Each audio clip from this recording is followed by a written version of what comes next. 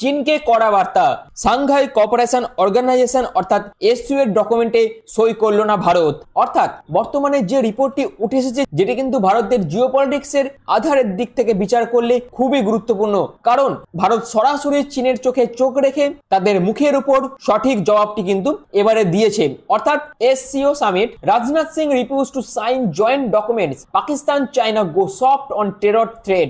অর্থাৎ চীনে অনুষ্ঠিত হওয়া এসসিও বৈঠকে প্রতিরক্ষা মন্ত্রী রাজনাথ সিং তার দৃঢ় অবস্থান নিয়েছেন। অর্থাৎ সন্ত্রাসবাদ নিয়ে মতবিরোধের কারণেই কিন্তু তিনি যৌথ বিবৃতিতে স্বাক্ষর করেননি এবং সেই জয়েন্ট স্টেটমেন্টে স্বাক্ষর করতে কিন্তু তিনি অস্বীকার করেছেন। আর এর ফলেই কিন্তু ভারতের পক্ষ থেকে রাজনাথ সিং চীনকে তার মুখের উপর একটি সঠিক জবাব দিয়েছে। এবং রাজনাথ সিং পাকিস্তানকে লক্ষ্য করে বলেন যে পাকিস্তান যেহেতু সন্ত্রাসবাদকে রাষ্ট্রীয় নীতি হিসেবে ব্যবহার করে, তাই সেটিকে ভারতের তরফ থেকে কিন্তু নিন্দা জানানো হয়। এবং তিনি এছাড়াও পেহেলগামে হামলার কথাও কিন্তু তুলে ধরেন এই যে এসসিও সামিট হয়েছে সেখানে, এবং সন্ত্রাসবাদের বিরুদ্ধে সম্মিলিত পদক্ষেপ নেওয়ার আহ্বানও কিন্তু তিনি জানান। তো এসসিও সামিট সম্পর্কিত যাবতীয় যে রিপোর্টগুলো বর্তমানে উঠে এসেছে সেই বিষয়ে আপনাদের কাছে যাবতীয় গুরুত্বপূর্ণ ইম্পর্টেন্ট টপিকগুলো কিন্তু আলোচনা করব এই ভিডিওর মাধ্যমে। তো আপনারা পুরো ভিডিওটি প্রথম থেকে শেষ পর্যন্ত কমপ্লিট দেখুন, পুরো কমপ্লিট তথ্য কিন্তু আপনারা এই ভিডিওর মাধ্যমে পেয়ে যাবেন, যেটি কিন্তু ভারতের একটি কৌশলগত অবস্থান এবং গোটা পৃথিবীর জিওপলিটিক্সের আধারে ভারতের দৃঢ় পদক্ষেপ বলে কিন্তু মনে করা হচ্ছে। তো hello everyone, welcome to online study YouTube channel. Online study YouTube চ্যানেলে আপনাদের সবাইকে স্বাগত।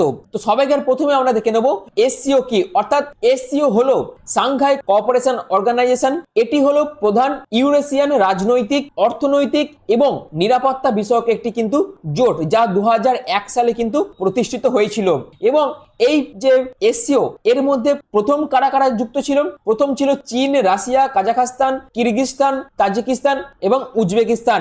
এই 6খানা দেশ কিন্তু সর্বপ্রথম 2001 সাল থেকে এই এসসিওর মধ্যে যুক্ত ছিল এবং পরবর্তীকালে 2017 সালে পাকিস্তান এবং ভারত কিন্তু যোগ দেয় এবং 2023 সালে ইরান কিন্তু পূর্ণ সদস্যপদ লাভ করে। আর এই এসসিওর মূল ফোকাসই হলো প্রত্যেকটি দেশে সন্ত্রাসবাদ এবং আঞ্চলিক নিরাপত্তা সম্পর্কিত আলোচনা করা এবং অর্থনৈতিক সংযোগ স্থাপনা করা, এছাড়াও সাংস্কৃতিক সহযোগিতা এবং আঞ্চলিক সংলাপ, এছাড়াও সন্ত্রাস বিরোধী লক্ষ্য, যেটি তাসখন্ড সদর দপ্তরে আঞ্চলিক সন্ত্রাস বিরোধী কাঠামো, যেটাকে RATS বলা হয়, এর মাধ্যমে কিন্তু পরিচালিত হয়। তো এই হচ্ছে মূল ফোকাস। এই সমস্ত ফোকাসের উপরই কিন্তু এসসিও কাজ করে। এবং এসসিওর সংক্ষিপ্ত রূপ আমরা যদি দেখি, যেটা হচ্ছে এর পুরো নাম হচ্ছে সাংঘাই কোঅপারেশন অর্গানাইজেশন, যেটি 15 জুন 2001 সালে প্রতিষ্ঠিত হয়। অর্থাৎ আজ থেকে প্রায় 23 বছর আগে প্রতিষ্ঠিত হয়েছিল, যেখানে স্থায়ী মেম্বার হিসেবে বর্তমানে কারা কারা আছে? China, Iran, Kazakhstan, Kyrgyzstan, Pakistan, Russia, Tajikistan এবং উজবেকিস্তান, এবং অবজারভার হিসেবে রয়েছে বেলারুস এবং মঙ্গোলিয়া। এর প্রকার কি কি রয়েছে? এটি হলো পূর্ববর্তী পারস্পরিক নিরাপত্তা, রাজনৈতিক এবং অর্থনৈতিক সহযোগিতা, আইন ব্যবস্থা, আঞ্চলিক সহযোগিতা করা প্রতিটি দেশের। এর সদর দপ্তর কোথায়? বেজিং, অর্থাৎ চীনের তাসখন্ডে হচ্ছে এর সদর দপ্তর, এবং উজবেকিস্তানের RATS এর নির্বাহী কমিটি কিন্তু রয়েছে। এই হচ্ছে সংক্ষিপ্ত রূপ এসসিওর। অর্থাৎ আমরা যদি পুরোটা যদি একটি ম্যাপের সাহায্যে দেখি, যেখানে আমরা কি দেখতে পাবো, এই এসসিওর মধ্যে কারা কারা আছে? কাজাখস্তান, উজবেকিস্তান, তারপর Tajikistan, Kyrgyzstan, China, Mongolia, Russia, Pakistan, India, এরা কিন্তু স্থায়ী মেম্বার হিসেবে কিন্তু এই এসসিও কমিটির মধ্যে রয়েছে। এবং 2025 সালের যে এসসিও সামিট হয়েছে, যেখানে ভারতের পক্ষ থেকে ভারতের প্রতিরক্ষা মন্ত্রী রাজনাথ সিং কিন্তু সেই সামিটে কিন্তু অংশগ্রহণ করেছিলেন। এবং এই সামিটের টাইম যে জয়েন্ট স্টেটমেন্টের একটি সাইন করা হয়, অর্থাৎ বিভিন্ন দেশের যে বক্তব্য সেটি একটি স্টেটমেন্ট আকারে প্রকাশিত করা হয় এবং সমস্ত দেশের যারা প্রতিনিধি থাকে সেই স্টেটমেন্টে, অর্থাৎ সেই জয়েন্ট স্টেটমেন্টে সাইন করেন। যেটি আমরা দেখেছিলাম ভারতে যখন G20 সামিট হয়েছিল, সেই সামিটের মধ্যে যতগুলো দেশ উপস্থিত ছিল তারা সবাই তাদের সবারকার যে মতবাদ একটি স্টেটমেন্ট আকারে এক জায়গায় করে সেখানে প্রত্যেকটা দেশেরই যারা মেম্বার ছিলেন তারা সাইন করেছিলেন। কিন্তু এই যে এসসিও সামিট 2025 হয়েছিল সেখানে কিন্তু ভারতের পক্ষ থেকে জয়েন্ট স্টেটমেন্টে সাইন করা হয়নি। এটি কিন্তু খুবই বড় একটি কূটনৈতিক পদক্ষেপ ভারতের কাছে, কারণ ভারতের এই দৃঢ় অবস্থানের ফলে ভারতের পক্ষ থেকে কিন্তু চায়নার উপর একটি সঠিক জবাব দেওয়া হয়েছে। কি কারণে বলছি এবং জিওপলিটিক্সের আধারে কেন এটি খুবই গুরুত্বপূর্ণ পদক্ষেপ ভারতের কাছে, সেই বিষয়ে এবার আমি আপনাদের কাছে বিস্তারিত তথ্যগুলো আলোচনা করে দেবো। আর সেই আলোচনা যাওয়ার জন্য আমাদের কিছু দিন পিছিয়ে যেতে হবে, অর্থাৎ আমাদের চলে যেতে হবে পেহেলগাম হত্যাকাণ্ডে, যেখানে সাম্প্রতিক ঘটনা অর্থাৎ পেহেলগাম সন্ত্রাসী হামলা যেটি 22 এপ্রিল 2025 পেহেলগামে ঘটেছিল। কি ঘটেছিল না, জম্মু ও কাশ্মীরের পেহেলগামে একটি সন্ত্রাসী হামলা ঘটে, যাতে 26 জন নিরীহ হিন্দু পর্যটক কিন্তু নিহত হয়। এবং এই যে সন্ত্রাসী হামলাটি ঘটে, যেখানে ভারতের পক্ষ থেকে এই হামলার জন্য পাকিস্তান ভিত্তিক সন্ত্রাসী গোষ্ঠীগুলিকে, বিশেষ করে জৈশ ই মোহাম্মদ এবং লস্কর ই তৈবাকে দায়ী করা হয়েছে ভারতের পক্ষ থেকে। এবং এই সন্ত্রাসী হামলার ফলে ভারতের পক্ষ থেকে অপারেশন সিন্দুর শুরু করা হয়, যার নিয়ন্ত্রণ রেখা অর্থাৎ এলওসি পেরিয়ে পাকিস্তান অধিকৃত কাশ্মীর পিওকে এবং পাকিস্তানের মধ্যে বেড়ে ওঠা সন্ত্রাসী গোষ্ঠীগুলিকে কিন্তু সার্জিক্যাল স্ট্রাইকের মাধ্যমে কিন্তু সম্পূর্ণরূপে গুঁড়িয়ে দেওয়া হয়, যেটি আমরা অপারেশন সিন্দুর মাধ্যমে দেখেছি। আর এই যে পেহেলগাম সন্ত্রাসী হামলা ঘটেছিল সেটি কি কিন্তু কোনো রকম ভাবে এসসিওর মধ্যে যে স্টেটমেন্ট বের করা হয়েছিল সেখানে কিন্তু প্রকাশিত করা হয়নি।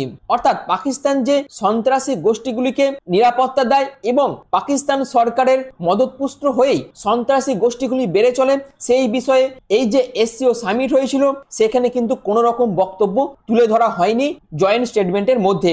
আর এর ফলে কিন্তু ভারতের প্রতিরক্ষা মন্ত্রী রাজনাথ সিং যেহেতু এই সামিটে অংশগ্রহণ করেছিলেন এবং যখন তিনি দেখেন যে সেই জয়েন্ট স্টেটমেন্টের মধ্যে পেহেলগাম সন্ত্রাসী হামলা নিয়ে কোনো রকম কোনো বক্তব্য সেই স্টেটমেন্টের মধ্যে নেই, কিন্তু অন্যদিকে আমরা যদি দেখি বালুচিস্তান এবং পাকিস্তানের মধ্যে যে দ্বন্দ্ব ক্রিয়েট হয়েছে সেই তথ্যগুলো বা সেই রিপোর্টগুলো উল্লেখ করা হয়েছে, এই পক্ষপাতিত্বের জন্য কিন্তু ভারতের পক্ষ থেকে সেই স্টেটমেন্টে সাইন করা হয়নি। অর্থাৎ শীর্ষ সম্মেলনের শেষে একটি যৌথ বিবৃতি বা ইস্তেহার গৃহীত হওয়ার কথা ছিল যখন এসসিও সামিট 2025 যেটি চীনে অনুষ্ঠিত হয়েছিল, কিন্তু ভারতের তরফ থেকে দুটি মূল বিষয়ের উপর কিন্তু আপত্তি জানানো হয়েছে। যেখানে সর্বপ্রথম পেহেলগাম সন্ত্রাসী হামলা কিন্তু বাদ দেওয়া হয়েছে, যেখানে বলা হয়েছে ভারত আনুষ্ঠানিকভাবে পেহেলগাম গণহত্যার উল্লেখ অন্তর্ভুক্ত করার অনুরোধ করলেও চীন এবং পাকিস্তান এর বিরোধিতা করেছে বলে জানা গিয়েছে। অর্থাৎ পাকিস্তানের প্রতি যে চীনের একটি দুর্বলতা আছে সেটি কিন্তু এই ঘটনার পর থেকে আরো পরিষ্কার হয়ে গেছে, যেখানে গোটা পৃথিবীর প্রত্যেকটি বড় বড় দেশ এই পেহেলগাম গণহত্যার তীব্র নিন্দা করেছেন, কিন্তু চীনের পক্ষ থেকে এই পেহেলগাম গণহত্যার কোনো রকম ভাবে কোনো স্টেটমেন্ট জারি করা হয়নি, কিন্তু চীন ক্রমাগতভাবে পাকিস্তানকে সাপোর্ট করে গেছে।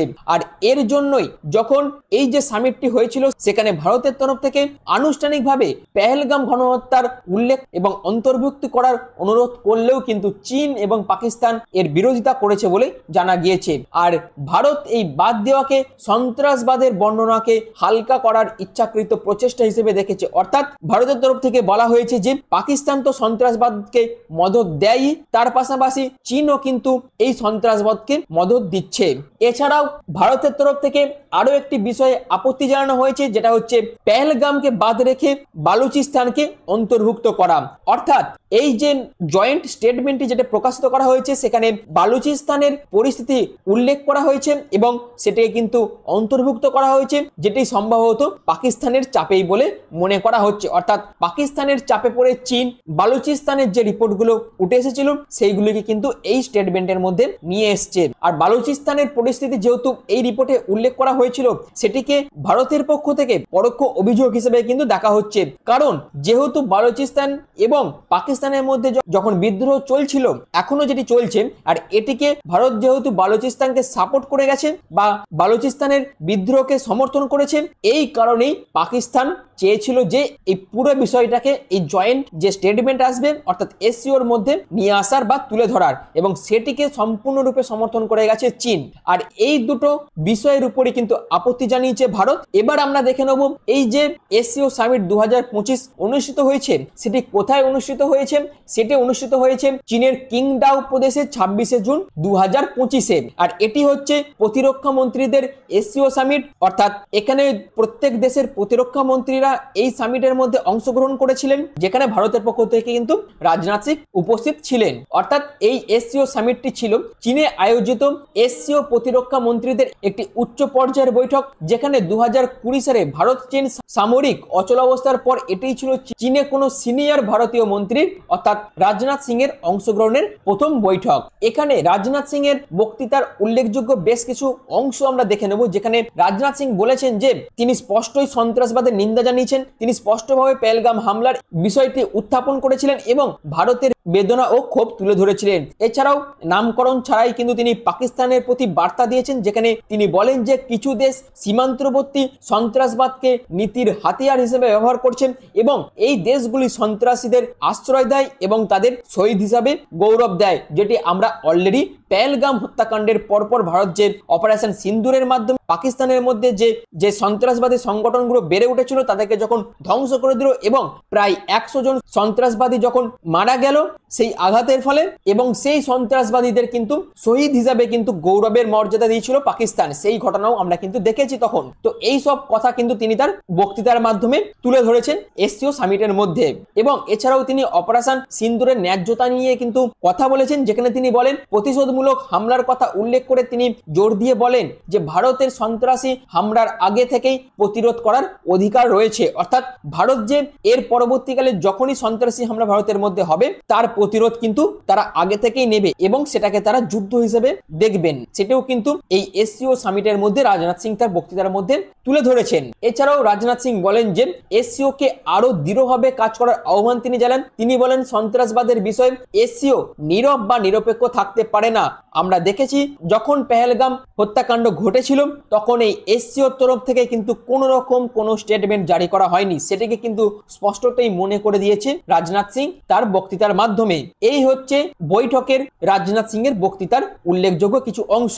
তো এরপর আমরা দেখে নেব রাজনাথ সিং এর প্রতিক্রিয়া সম্পর্কে, অর্থাৎ এসসিও প্রতিরক্ষা মন্ত্রীদের বৈঠক যেটি চীনের কিংডাও প্রদেশে অনুষ্ঠিত হয়েছিল, সেখানে রাজনাথ সিং এর প্রতিক্রিয়া কি উঠে এসেছে, অর্থাৎ তিনি কিন্তু চূড়ান্ত যৌথ নথিতে স্বাক্ষর করতে অস্বীকার জানিয়েছেন এবং তিনি বলেন সন্ত্রাসবাদের বিষয়ে ভারতের অবস্থানকে দুর্বল করে দিয়েছে এই জয়েন্ট স্টেটমেন্ট, যেটি তিনি কোনো রকম ভাবে মানতে পারেননি এবং সেই ফলে তিনি সেই জয়েন্ট স্টেটমেন্টে সই করেননি। এছাড়াও তিনি জানিয়েছেন যে ভারতের বিরুদ্ধে আক্রমণ এড়িয়ে যাওয়া বা ভারতের অখণ্ডতা নিয়ে প্রশ্ন তোলার মতো কোনো ঘোষণা তারা সমর্থন করবে না, অর্থাৎ ভারত এটিকে কিন্তু সমর্থন করবে না।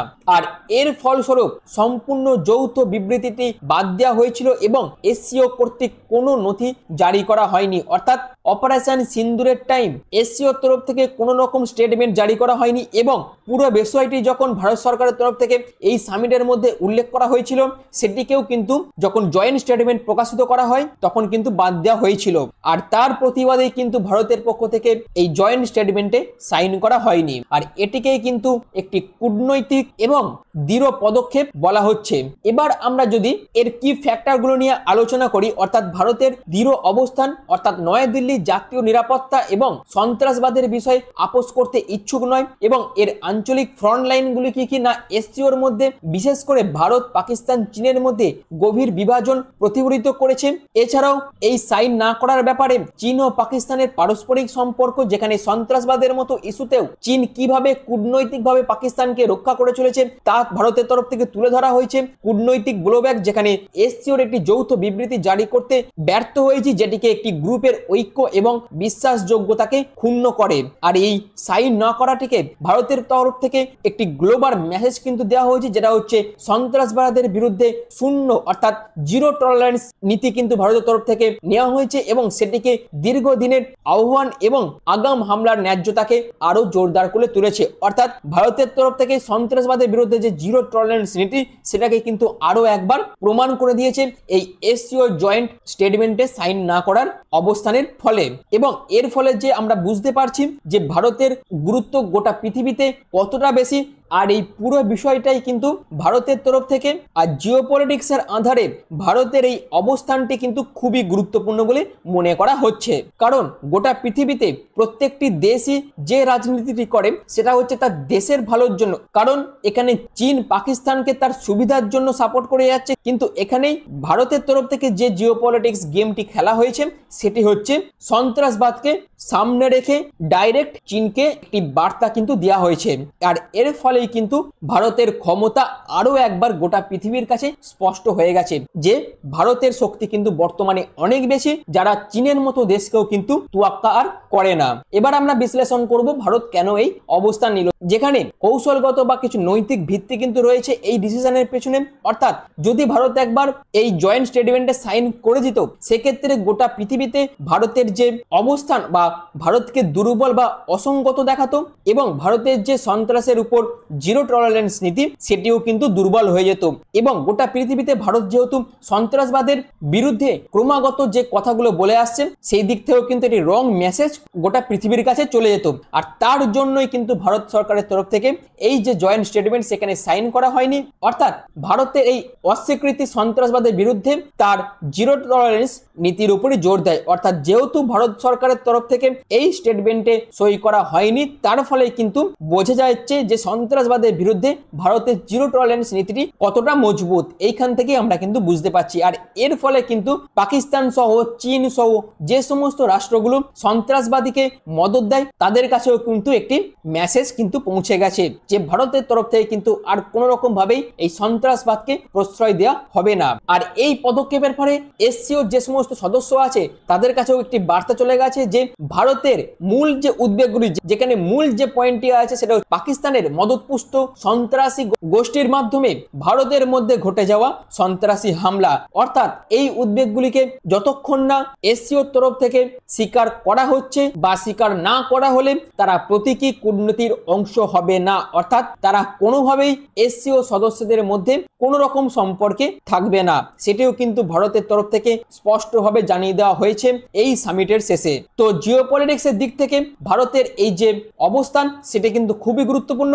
কারণ গোটা দেশে শান্তির শৃঙ্খলা বজায় রাখার জন্য ভারতের যে আহ্বান, যেটি ভারতের তরফ থেকে আজ নয় বহু শতাব্দী ধরে কিন্তু চলে আসছে, এবং তারা যে কোনো রকম সন্ত্রাসী গোষ্ঠীকে মদত দেয় না সেই মেসেজটি দিয়ে সন্ত্রাসী হামলা যারা করে বা সন্ত্রাসবাদকে যারা প্রশ্রয় দেয় তাদেরকে একটি চরম মেসেজ দিয়ে ভারত সরকার বুঝিয়ে দিয়েছে যে তাদের ক্ষমতা কতটা। তো এই এসসিও সামিটে ভারত যে অবস্থান নিয়েছে সেটিকে আমার পক্ষ থেকে মনে হয় খুবই সঠিক পদক্ষেপ। এবং এই অবস্থান সম্পর্কে আপনাদের যদি কিছু গুরুত্বপূর্ণ মতামত থাকে সেক্ষেত্রে আপনারা অবশ্যই কমেন্ট সেকশনে জানাবেন, এবং ভিডিওটি কেমন লাগলো অবশ্যই কমেন্ট সেকশনে মেনশন করে দেবেন। আর এই রকম জিওপলিটিক্স রিলেটেড ভিডিও পাওয়ার জন্য অবশ্যই চ্যানেলটিকে সাবস্ক্রাইব করে পাশে থাকা বেল আইকনটি অবশ্যই অল করে রেখে দেবেন। তো ভিডিওটি এখনের মতন এটুকুই। পুরো ভিডিওটি প্রথম থেকে শেষ পর্যন্ত দেখার জন্য আপনাদের অসংখ্য ধন্যবাদ।